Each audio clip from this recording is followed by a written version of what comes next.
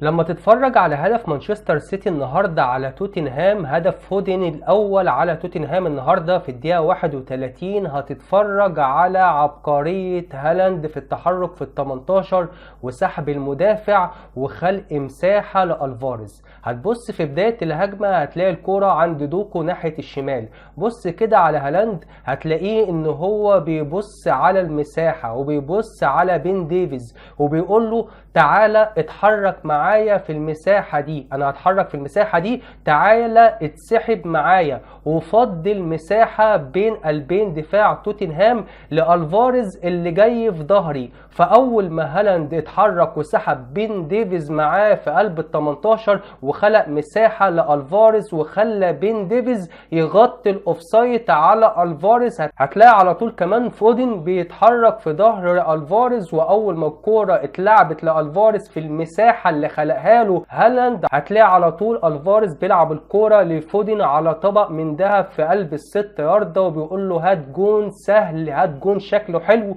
ولا اكننا بنلعب بلاي ستيشن.